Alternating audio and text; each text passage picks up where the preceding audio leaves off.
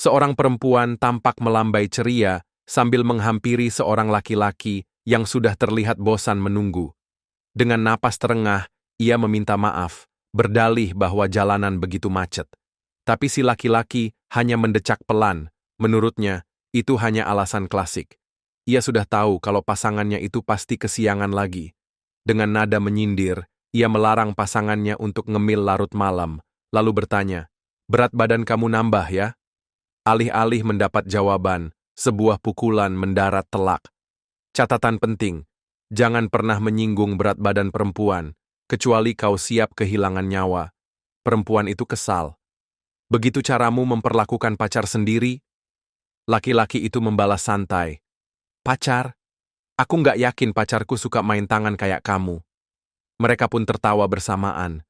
Pertengkaran kecil seperti itu justru membuat hubungan terasa hangat. Sabtu sore itu benar-benar terasa damai. Dunia seakan berjalan lebih indah dari biasanya. Perempuan itu berjinjit, membisikkan sesuatu ke telinga pasangannya. Namun, tepat di atas mereka, sebuah bayangan besar mulai menutupi cahaya. Belum sempat kalimatnya selesai terucap, si laki-laki menoleh, mata terbelalak, dan darah menyiprat ke wajah perempuan itu. Dia terdiam, tidak percaya dengan apa yang baru saja terjadi. Dalam hatinya, ia terus berharap pasangannya masih sadar. Kenapa ada monster di sini? Bukankah ini zona aman? Namun kenyataannya, dari langit, monster-monster lain mulai bermunculan. Bencana datang tanpa peringatan. Monster itu mengamuk, menyemburkan api dari mulut, dan membakar kota. Warga berlarian panik, berusaha menyelamatkan diri. Tak hanya satu jenis, berbagai makhluk menyerang dari berbagai arah. Ini bukan bencana biasa. Ini neraka, peradaban, ilmu pengetahuan, bahkan sains modern, semuanya tak berarti. Di tengah kekacauan, seorang pria berjubah berdiri putus asa. Para Awaken, mereka yang seharusnya melindungi, telah gugur satu persatu. Suara menggelegar terdengar seperti komando dari neraka. Binasakan manusia, umat manusia, mungkin akan punah. Tapi tiba-tiba, sebuah pukulan dahsyat menghantam salah satu monster. Sosok laki-laki itu menyeringai, matanya menyala penuh semangat. "Belum saatnya kita punah. Nine Road, masuk." Mereka datang, para petarung terkuat. Mook Cheol, si pria berambut merah gondrong dengan sorot mata membunuh. Ayla Blanchett, pria bertubuh besar yang diselimuti mantel tebal dari kepala hingga kaki. Burn Wushin, dengan rambut panjang dan dada terbuka. Zero, sang pria berapi yang tubuhnya mengeluarkan panas luar biasa. Dan Ayla Blanchett, versi perempuan, dengan tatapan sedingin es. Nicholas Hagan, pria berambut pirang dan kacamata yang bertengger anggun di batang hidungnya. Makadi, wanita bertubuh bagus dengan kampak raksasa di tangannya. Hara Marina, dan terakhir, Kang Shinhua, laki-laki dengan brewok tipis dan senyum menyebalkan. Kang Shinhua tak akan membiarkan monster itu menghancurkan dunia. Ia memimpin timnya. Pertarungan pun dimulai. Pertarungan yang brutal. Nine Road mengerahkan semua kekuatan. Mereka mencabik, membakar, menghancurkan monster satu persatu. Dan saat fajar datang, semua monster telah dikalahkan. Dunia kembali diselamatkan. Untuk kesekian kalinya, Kang Shinhua mengangkat gelasnya, diikuti yang lain. Mereka bersulang, merayakan kemenangan. Pesta pun dimulai, mabuk dalam kebahagiaan, tanpa luka, tanpa kematian. Sang pahlawan kembali, kehormatan dan kekayaan dalam genggaman. Shinhua memejamkan matanya. Kini, saatnya pensiun. Namun, suara berisik mengusik tidurnya. Ia menggeliat, lalu membuka mata perlahan. Dua pria dengan wajah galak berdiri di depannya. "Hei, jam makan siang udah habis. Kalau mau lanjut mimpi, mimpi aja di rumah. Sekarang kerja." Shinhua bingung dan kesal. Siapa mereka? Kenapa mereka terlihat lebih muda darinya? Ia mulai sadar. Ini bukan tempat pesta kemenangan. Tangannya ditarik sebelum sempat bertanya banyak. "Mana yang lain? Mana Nicholas?" Bentaknya panik. Alih-alih jawaban, tubuhnya diseret. "Sadar, oi, atau gue tonjok beneran." Seseorang meneriakkan namanya keras-keras. Kang Xinhua. Ia pun sadar sepenuhnya. Sekelilingnya, penuh orang-orang yang sedang membelah tubuh monster dan memindahkannya. Dia kembali ke masa lalu. Setelah bertahun-tahun menjadi anggota Nine Road, berkeliling dunia, menyelamatkan umat manusia dari kehancuran, kini dia berada di titik nol. Xinhua yang dikenal sebagai pahlawan dengan peringkat EX tertinggi, pemegang rekor penghargaan terbanyak, penjaga bumi yang dihormati, kini hanya buruh rendahan di tempat pembuangan monster. Baru saja ia minum sampahnya jutaan won. Sekarang, ia bahkan tidak punya uang untuk makan layak. Masih belum bisa menerima kenyataan, tiba-tiba, puh! Sebuah pukulan mendarat di belakang kepalanya. Dia adalah Bos Kim, mandor kasar yang sudah meninggal 25 tahun lalu. Tapi kini dia kembali, dan langsung menghajar Xinhua habis-habisan karena berani bicara blak-blakan di depannya. Saking kerasnya, ponsel Xinhua terjatuh, dan saat melihatnya, dia tersentak. Itu adalah ponsel lamanya. Xinhua tak percaya. Ia bertanya panik, ini tahun berapa? Bos Kim yang salah paham, mengira pukulannya terlalu keras, sampai bikin kepala Xinhua terguncang, lalu menjawab sambil canggung, tahun 2020. Xinhua terdiam. Tahun 2020, berarti 32 tahun yang lalu. Saat itu dia masih peringkat F, hanya memiliki sedikit peningkatan kekuatan, dan satu-satunya pekerjaan yang bisa ia dapatkan adalah sebagai pengangkut barang. Dia masih belum yakin. Tapi kemudian terdengar suara sistem yang mengonfirmasi bahwa pekerjaan hari ini telah selesai. Xinhua menghela napas lega. Tubuhnya terasa sangat lelah. Ia pikir sudah terbiasa dengan pekerjaan kasar, tapi ternyata otot untuk kerja manual ini berbeda. Bos Kim lalu memanggilnya dan menyerahkan bayaran hari itu. Ia juga meminta Xinhua untuk bertemu di pintu keluar 2 stasiun Sindorim. Xinhua kaget. Stasiun itu seharusnya sudah hancur, habis terbakar karena serangan Agostranon. Tapi Bos Kim dengan santai berkata, itu zona putih, aman. Stasiun Sindorim terbakar tahun 2030, 10 tahun dari sekarang. Itu adalah amukan magos yang menghancurkan dimensi. Ingatan Xinhua mulai kacau. Tapi satu hal kini jelas, dia kembali ke masa lalu. Tanpa harus menjadi regresor, dia sudah melakukannya. Ingatan Xinhua melayang pada Nicholas Hagan, pemimpin Nine Road, seorang pria penuh misteri yang mengaku sebagai regresor dan meramalkan bencana besar. Dia keliling dunia, membentuk 9 jalan, 9 pahlawan legendaris. Seharusnya dia yang menjadi regresor, bukan aku, pikir Xinhua. Pikirannya terputus oleh pengumuman. Kereta akan melewati zona kuning dan tiba di stasiun Byongjom di jalur 1, yang kini merupakan zona merah. Tidak ada tanda-tanda kelompok palang hitam, organisasi penjaga yang terkenal kejam, jadi penumpang merasa aman. Xinhua kembali menarik napas. Ia merindukan masa-masa itu. Zona merah, tempat penuh bahaya, pemabuk berkeliaran. Kekacauan adalah pemandangan sehari-hari. Setiap kali Xinhua menginjakkan kaki di sana, ia selalu merasakan firasat buruk. Dan kali ini pun sama. Perhatiannya teralihkan ketika mendengar suara orang yang menghardik seorang pria tua. Xinhua mendekat untuk memastikan keadaannya. Pria tua itu meminta bantuan untuk berdiri, lalu menatap Xinhua lekat-lekat. Kau terlihat familiar. Namun tiba-tiba, pria itu menusukkan jarum ke leher Xinhua. Beberapa saat kemudian, kesadarannya kembali. Tubuhnya terikat. Dia menyadari, racun pelumpuh digunakan. Dan sialnya, saat ini dia belum memiliki skill pasif seperti poison immunity atau magic detection. Tidak satu pun. Kesalahan fatal untuk seorang pemula. Dengan kepala mendongak, Xinhua melihat pelakunya. Park Do-won. Dia ingat. Do-won adalah preman lokal peringkat D, penghalang terbesarnya saat masih muda. Wajahnya, sikapnya, tidak berubah. Do-won menyindirnya, membahas utang Xinhua yang bunganya terus bertambah, tidak masuk akal. Saat Xinhua mencoba membantah, Do-won malah menyinggung soal perbedaan kekuatan antara rank D dan F. Sekali pukul, kau bisa mati. dan pukulan itu benar-benar datang. Xinhua menahannya, meski sakitnya luar biasa. Kepalanya terkulai, membuat anak buah Dowon mengira dia sudah mati. Xinhua sadar, saat usia 20-an, dia menyia-nyiakan waktunya.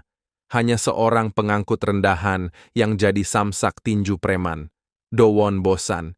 Ia memerintahkan anak buahnya membuang mayat Xinhua dan membobol rumahnya. Tapi kali ini, Xinhua berbeda. Dia memfokuskan pikirannya, mengalirkan mana ke seluruh tubuh. Salah satu anak buah Dowon terkejut melihat cahaya keluar dari tubuh Xinhua. Manipulasi mana? Dowon tertawa. Mana? Kau pikir kau awaken? Tapi Xinhua membuktikannya. Ikatan besi yang membelenggunya hancur, dan ledakan mana melempar Dowon serta anak buahnya ke sekeliling ruangan. Dowon masih belum percaya, tapi bagi Xinhua, semuanya jelas. Ini bukan malapetaka. Ini adalah kesempatan kedua. Xinhua berdiri, menantang Dowon dan anak buahnya. Dowon masih tak terima. Mana mungkin rank F bisa menembus pertahanan rank D. Tapi untuk Xinhua yang sudah menyatu dengan mana, yang tajam, panas, dan terkonsentrasi, itu bukan masalah. Dengan satu serangan, cahaya menyilaukan meledak bersamaan dengan pukulannya. Dowon terpental dan menghantam tembok dengan keras. Xinhua mendekatinya. "Siapa kau?" tanya Dowon lemah. Xinhua tersenyum tipis. "Aku hanya meminjam pengalaman dari masa depan." Dan dengan tenang, ia menghabisi kejahatan Dowon. Kali ini, Dowon tak bisa melawan. Setelah memberi pelajaran pada Dowon, Xinhua membeli makanan untuk mengisi perutnya. Ia melakukannya dengan mengambil dompet tebal milik pria itu, yang jelas berisi uang hasil memeras orang-orang lemah seperti dirinya. Sambil menikmati makanannya, Xinhua merasa bahwa kesempatan yang ia dapatkan sekarang adalah sesuatu yang luar biasa. Di kehidupan sebelumnya, ia mempersiapkan diri menghadapi bencana besar, bukan karena ingin menyelamatkan umat manusia atau mengejar tujuan mulia. Ia bahkan sempat berpikir, biar saja Nicholas yang mengurus semuanya. Aku cukup menjalani hidup mewahku. Namun, setelah 32 tahun menjadi sosok besar di dunia para Awaken, Kang Xinhua justru berakhir diperlakukan seperti sampah oleh orang-orang di sekitarnya. Kali ini, ia tak mau mengulangi kesalahan yang sama. Ia akan menjauh dari segala hal berbau bencana dan menyerahkannya pada orang-orang pintar seperti Nicholas. Tujuannya sederhana, menggunakan pengetahuan masa lalunya untuk menghasilkan banyak uang, membangun resor mewah, dan hidup damai, tanpa dungeon, tanpa monster. Xinhua memutuskan ia tak perlu menunggu sampai 32 tahun. Kali ini, ia akan pensiun muda, mungkin di usia 20-an, dengan gaya hidup yang tak tertandingi. Langkah pertamanya, meningkatkan peringkatnya. Semakin tinggi ranknya, semakin besar pula keuntungan yang bisa ia dapat dari rampasan dungeon tingkat atas. Dalam sistem piramida peringkat Awaken, ada klasifikasi XX, SES, SS, S, A, B, dan seterusnya hingga F. Sayangnya, pembagian ini tidak adil. Beberapa orang langsung mendapat peringkat tinggi sejak awal dan bisa hidup tenang, seperti Nicholas. Sedangkan Xinhua, ia diberi peringkat F yang terendah dan menjalani kehidupan paling menyedihkan. Di masa lalunya, Xinhua hanyalah pengangkut barang kelas F yang tak tahu apa-apa soal bakat. Namun, berkat bantuan Nicholas, ia akhirnya menemukan potensi sejatinya. 6 tahun setelah menjadi Awaken, ia bergabung dengan kelompok elit bernama Nine Road. Setelah melewati lebih dari 1 dekade dan nyaris mati berkali-kali, Xinhua akhirnya mencapai peringkat EX. Ia satu-satunya yang pernah naik dari F ke EX, dan ia bisa mengatakannya dengan penuh keyakinan dan rasa bangga. Xinhua menyeringai. Sekarang saatnya membangkitkan bakatku yang sebenarnya. Suatu hari sebelum regresi, Xinhua menyelinap ke sebuah dungeon demi mendapat uang saku. Ia tahu itu ide buruk, tapi tetap masuk. Ia bahkan tak tahu di mana pintu keluarnya dan mulai panik saat membayangkan monster bisa muncul kapan saja. Tiba-tiba, ia tergelincir. Dan benar saja, beberapa monster muncul di hadapannya. Xinhua panik, pikirnya ia akan mati di sana. Namun, sesosok pria berambut panjang tiba-tiba muncul dan menyelamatkannya. Pria itu langsung mengenali Xinhua yang saat itu nyaris tewas karena monster kelas E. Ia berkata bahwa Xinhua belum menyadari bakat sejatinya. Lalu, pria itu menawarkan sesuatu. Ikut denganku. Kalau kau beruntung, kau bisa berkembang hingga rank SSS, bahkan lebih. Xinhua terkejut. Bagaimana pria itu tahu namanya? Dan SSS? Apa maksudnya? Aku siapa kau sebenarnya? Aku Nicholas Hagan, seorang Awaken rank XX. Dari masa depan. Ia ingin mengatakan bahwa dirinya adalah seorang regresor, tapi khawatir Xinhua takkan percaya. Ia pun hanya mengajak Xinhua menjadi rekannya. Xinhua terpaku. Otaknya mencoba mencerna. X? Dari masa depan? Saat Nicholas hendak menjelaskan lebih jauh, Xinhua menghentikannya. Tunggu, itu jalan buntu. Namun Nicholas tak menggubris. Ia menarik tangan Xinhua dan, secara mengejutkan, membawanya terbang. Xinhua berteriak panik saat sadar kakinya sudah tidak menapak tanah. Ia kini melayang tinggi di udara. Nicholas mengatakan bahwa bakat sejati Xinhua bukan sekadar kemampuan menggunakan senjata atau merapal mantra. Ia memiliki kekuatan yang jauh lebih istimewa, bakat bertipe transformasi, yang oleh Nicholas disebut sebagai modifikasi. Namun bahkan Nicholas sendiri belum sepenuhnya memahami potensinya. Sirkuit mana di tubuhmu sangat unik, lanjut Nicholas. Jika kamu berhasil mewujudkannya, kamu bisa mengubah sebagian besar tubuhmu sesuka hati, baik dari segi bentuk maupun kualitas. Bahkan, tubuhmu bisa melampaui batas manusia. Setelah mengingat semua yang dia pelajari dari Nicholas, Xinhua mencoba melakukan modifikasi tubuh untuk pertama kalinya. Dia memulai dengan paru-paru dan jantung, dua organ penting yang dapat diubah menjadi wadah mana yang sangat efektif. Modifikasi, bakat unik milik Xinhua, memungkinkan dirinya memperkuat bagian tubuh tertentu demi membangkitkan kemampuan baru. Dengan senyum tipis, Xinhua mulai merekonstruksi aliran mana di seluruh tubuhnya. Ia memusatkan fokus pada paru-paru dan jantung, melakukan peningkatan organ. Di peringkat X, sirkulasi mana dalam tubuh sudah menjadi hal biasa. Tiba-tiba, rasa sakit luar biasa menjalar ke seluruh tubuhnya. Xinhua menggertakkan gigi, berusaha menahannya. Rasanya seperti tubuhnya tercabik-cabik dari dalam, namun ia tidak tumbang. 3 dekade pengalaman di medan perang telah membentuk ketahanan mental dan fisiknya. Cahaya terang menyelimuti tubuhnya. Badum. Xinhua tersenyum. Matanya kini memancarkan cahaya mana dari dalam. Modifikasi selesai. Biasanya, seorang Awaken membutuhkan waktu 12 jam, termasuk tidur, untuk memulihkan mana. Tapi dengan organ yang sudah dimodifikasi, proses pemulihan itu meningkat drastis, bahkan 5 kali lebih cepat. Dengan pengendalian bakat dan peningkatan mana, lengan kanannya bisa dimodifikasi sesuka hati, berguna untuk menyerang dan bertahan. Sementara lengan kirinya difokuskan untuk menyalurkan dan melepaskan mana internal. Xinhua merasakan mana mengalir lancar melalui organ-organnya. Kapasitas mananya melonjak hampir 5 kali lipat dibanding sebelumnya. Dan semua ini hanya dalam 10 menit. Xinhua telah melewati perubahan yang biasanya memakan waktu 10 tahun untuk dicapai dengan kecepatan pertumbuhan normal. Kini, Kang Xinhua resmi naik ke peringkat Awaken E. Meski tergoda untuk langsung memodifikasi seluruh tubuhnya, Xinhua sadar itu bisa berbahaya. Jika ceroboh, kelebihan mana bisa menyebabkan kerusakan fatal. Ia mulai merasakan efek dari penguatan fisik melalui modifikasi. Saat dia mencoba mengakses kecepatan, tiba-tiba tubuhnya bereaksi di luar kendali. Xinhua terpekik, lalu jatuh tersungkur. Mereka yang baru saja meninggalkan rank F tak akan sanggup menahan lonjakan mana tanpa mengalami cedera serius. Beberapa saat kemudian, Xinhua terbangun. Refleks, ia memeriksa dompetnya, lalu memastikan kondisinya secara internal. Ia terkejut. Tempat ini bukan zona merah lagi.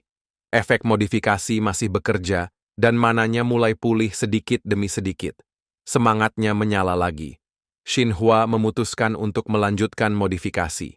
Ia melakukan 3 modifikasi tambahan. Mata.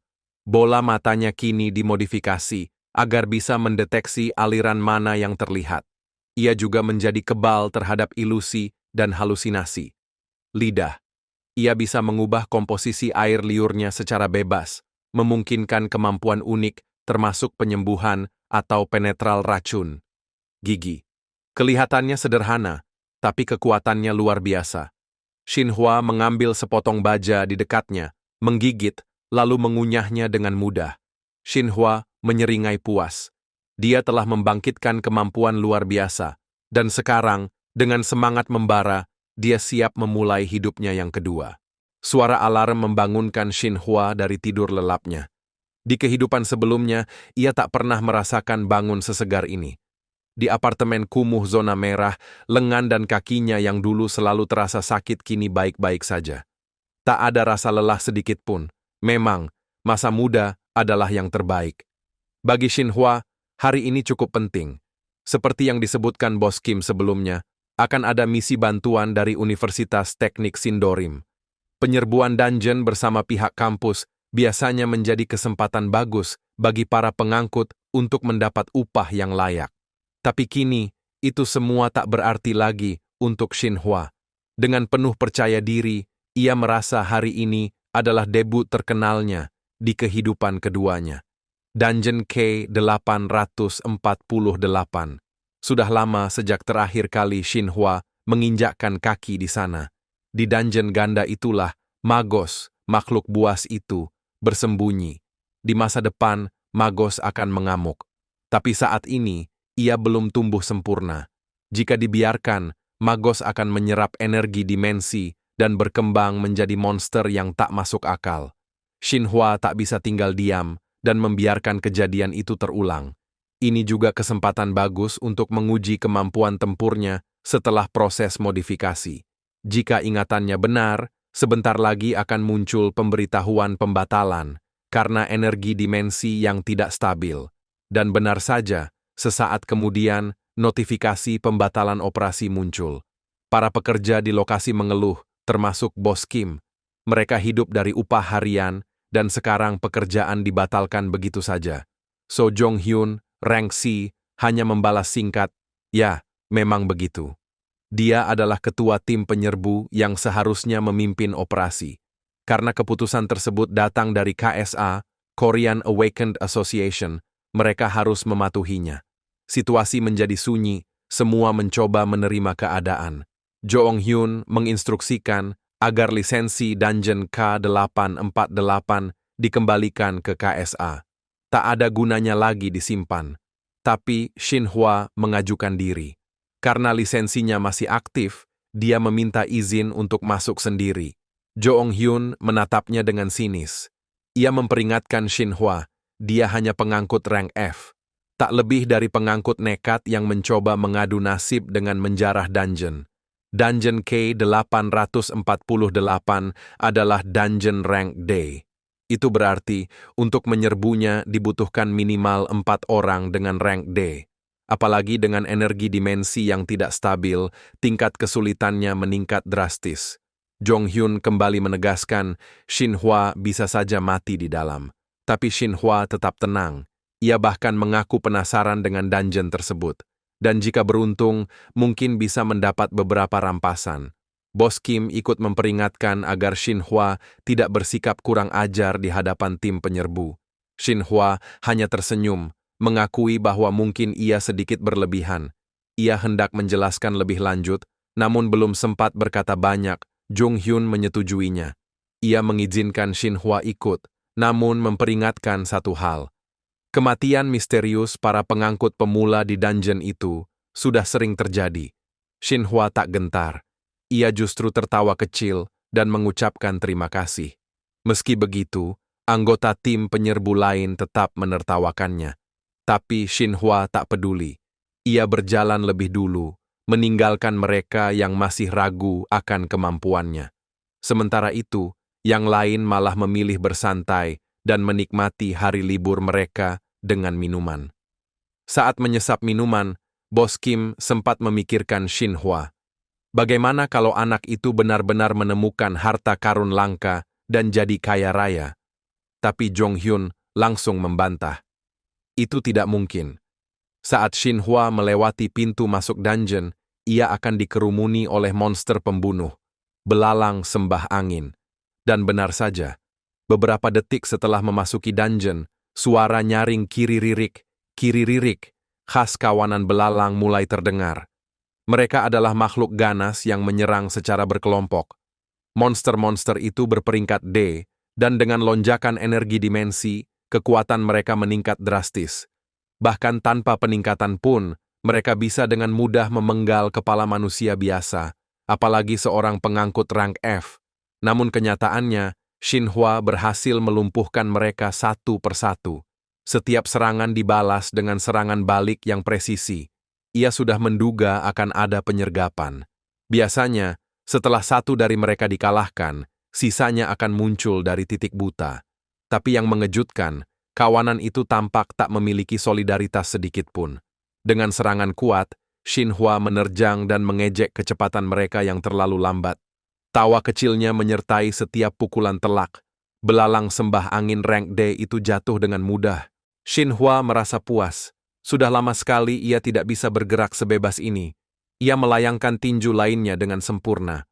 Pengalamannya menghadapi makhluk seperti ini di masa depan membuatnya sangat mengenal kelemahan mereka.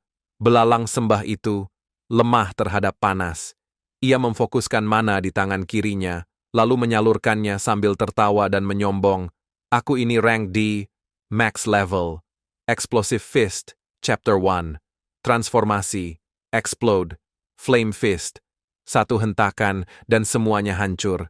Shin Hwa menghela napas, lalu tersenyum. Untuk pemanasan, sudah cukup.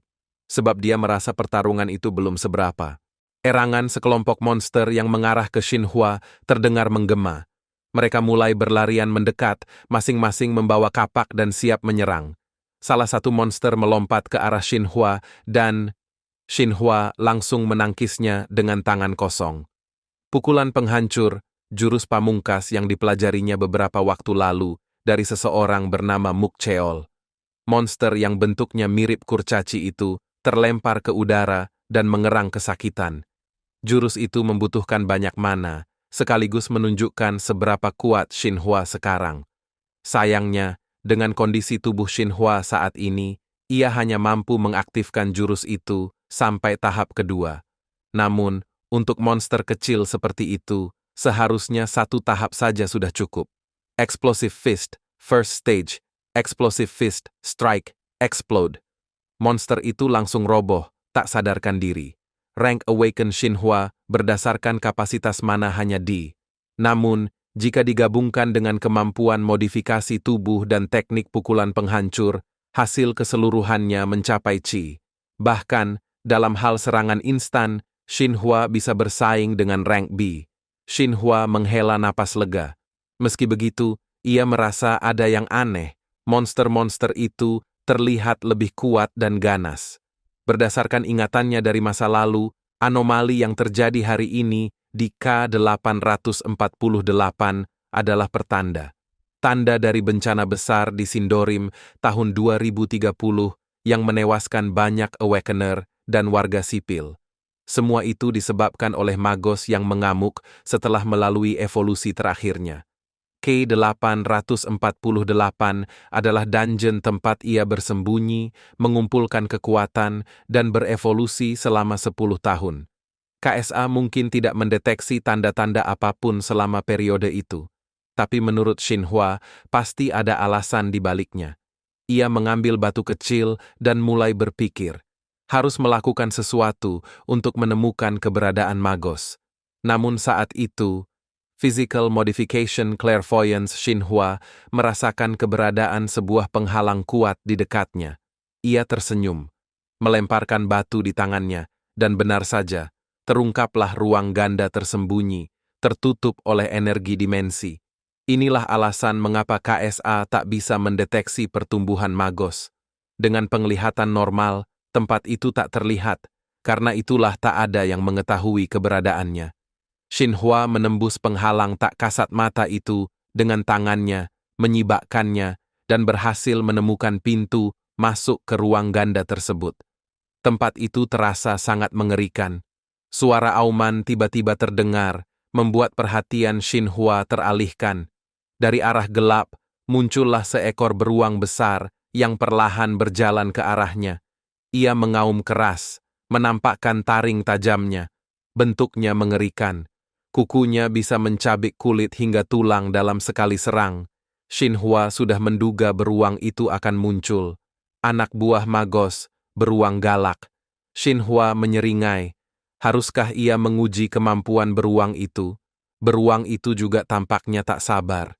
Ia melompat ke depan sambil meraung hebat. Xinhua menahannya dengan tangan. Berat. Kekuatan beruang itu luar biasa. Jika Xinhua terlambat memperkuat tubuh, ia bisa celaka. Beruang itu terus mendesak, berusaha mencabik tubuh Xinhua. Namun Xinhua bertahan dengan kedua lengannya yang sudah dimodifikasi dan membesar. Steel reinforcement.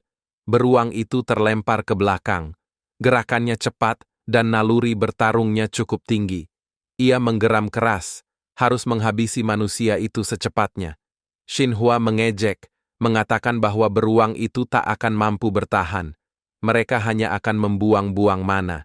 Tapi tetap saja, ia menantangnya untuk bertarung sampai akhir. Raungan beruang semakin keras. Mulutnya terbuka lebar menunjukkan taring tajam yang siap mencabik Xinhua. Beruang itu mengayunkan salah satu bagian tubuhnya dari punggung ke arah Xinhua.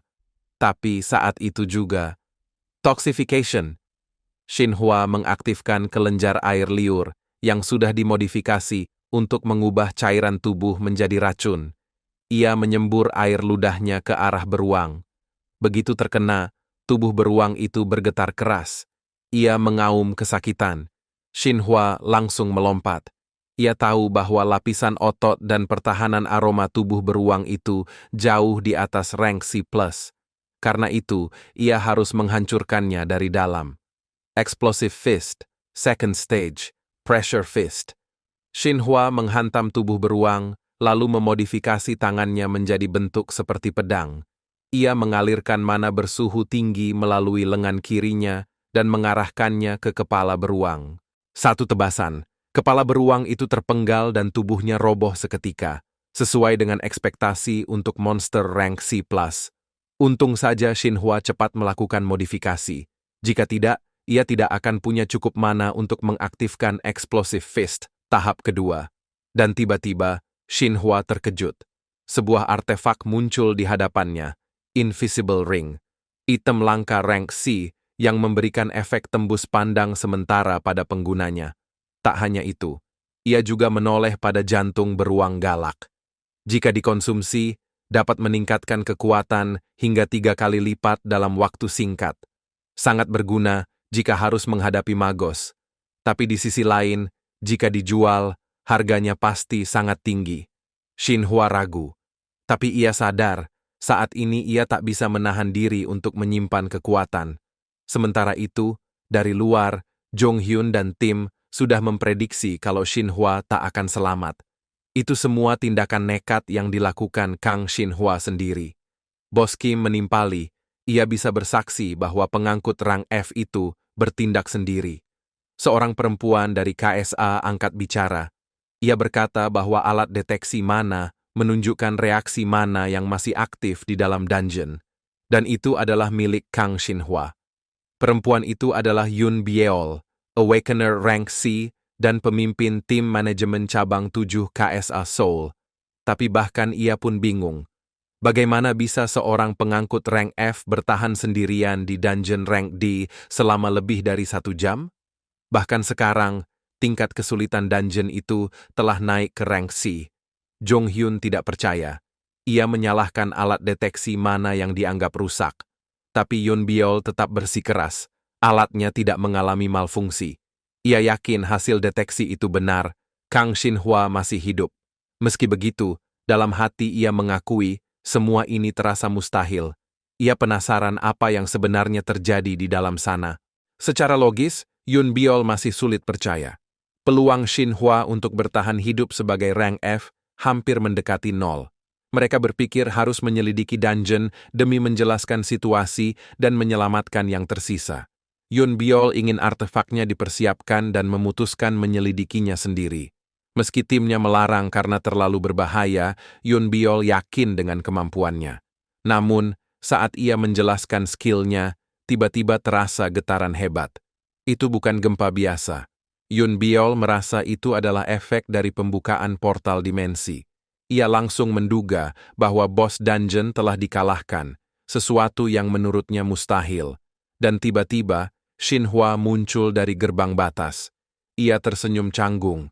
Keadaannya sedikit berantakan, karena Magos sempat memberikan perlawanan. Semua orang di luar langsung berteriak. Mereka syok, tidak percaya dengan apa yang mereka lihat. Beberapa menit sebelumnya, Xinhua memaksa dirinya memakan jantung beruang galak, rasanya membuat mual. Tapi semua itu demi kekuatan, dan kekuatan itu dibutuhkan untuk membunuh Magos.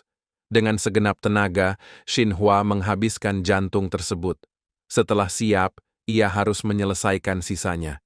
Xinhua menembus batas penghalang untuk menghadapi bos dungeon. Begitu melewatinya, ia langsung melihat seekor naga besar, meski belum sebesar naga yang pernah menghancurkan kota di masa depan. Wajah itu sudah lama tidak ia lihat. Magos. Monster itu menatap tajam. Ia heran, kenapa ada manusia yang bisa bicara dalam bahasa mereka. Magos mencoba mengingat, apakah mereka pernah bertemu, tapi ia tak mengingat manusia seremeh itu. Xinhua tersenyum. Tentu saja Magos tidak ingat. Ingatan Xinhua kembali ke tahun 2030, saat Magos menghancurkan kota dan membantai begitu banyak manusia. Ia kira sudah melupakan semuanya. Nyatanya tidak. Wajah Magos membangkitkan banyak kenangan kelam. Tahun itu, Magos mengamuk. Banyak rekan Xinhua yang gugur. Magos tertawa mendengar ucapan Xinhua. Ia justru menganggap itu menarik. Memang butuh waktu 10 tahun untuk menyelesaikan evolusi terakhirnya. Ia sudah lama merencanakan pembantaian manusia di permukaan, yang ia anggap hanya serangga, hama tak berguna. Cukup. Bagi Xinhua, Magos tak perlu melanjutkan. Ia akan menghakimi dosa-dosa Magos di masa lalu. Atas nama umat manusia, Xinhua menantangnya. Magos tak mau kalah. Jika memang berani, coba saja. Magos meraung keras, matanya menyala. Lakukanlah, teriaknya, lalu langsung menyerang. Ia meningkatkan kekuatannya dalam sekejap, berniat menghabisi Xinhua dengan cepat. Tapi Xinhua lebih cepat, ia meloncat ke udara. Explosive Fist, Chapter 1. Explosion. Xinhua menghantam kepala Magos dari atas hingga sang monster terjatuh ke permukaan. Ia menyeringai saat darah mulai berhamburan. Kekuatannya cuma segitu? Xinhua mengejek. Bagaimana bisa makhluk seperti itu membantai manusia kalau cuma punya kekuatan seperti ini? Magos tak tinggal diam. Ia bangkit lagi. Kali ini, ia ingin membakar manusia itu sampai menjadi abu. Ia membuka mulut lebar-lebar, bersiap meluncurkan serangan napas. Pola itu harus dihindari Xinhua bagaimanapun caranya. Ia menjejak batu sebagai pijakan dan melompat ke udara. Sedikit telat, dan ia pasti jadi abu karena semburan api dari Magos. Serangan napas Magos datang di saat yang tepat. Asap mengepul di udara, membuat perubahan posisi tampak mustahil. Tapi justru itu yang diandalkan Xinhua. Ia sudah berada tepat di atas Magos, menghantamnya keras dari titik buta. Ini momen yang ditunggu. Ia berdiri di atas monster itu dengan penuh percaya diri, tak peduli Magos mengamuk dan meraung keras. Karena Xinhua tahu, napas dan cakar Magos tak akan menjangkaunya lagi. Bahkan Magos sendiri belum menyadari hal itu. Dari pengetahuan yang didapat Xinhua di masa depan, cara mengalahkan Magos adalah: pertama, amankan titik butanya. Kedua, hancurkan bagian terlemah dari armor tengkuknya. Physical Modification, Teeth Enhancement. Xinhua menggigit bagian atas kepala Magos. Ia mencabik dengan brutal. Lalu ia membalikkan keadaan, menggunakan kemampuan debuff, Physical Modification, Poisonous Saliva. Racun langsung menyebar, dan Magos merasakannya. Dan terakhir, tusuk jantung monster itu dengan penetrasi penuh. Physical modification, piercing all form. Xinhua menusuk dalam. Namun sebelum selesai, ekor Magos melilit tubuhnya. Sial, bahkan setelah terkena racun, monster ini masih kuat. Magos hendak mencekiknya. Baginya, Xinhua hanya mangsa. Tapi tidak. Magos adalah milik Xinhua. Hanya dia yang berhak membunuhnya. Dengan kekuatan physical modification, piercing spear form, Xinhua menusuk langsung ke jantung Magos. Monster itu meraung keras, tapi sudah terlambat. Xinhua telah menghancurkan pusat kehidupannya. Untuk rekan-rekannya, untuk kehidupan keduanya yang gemilang.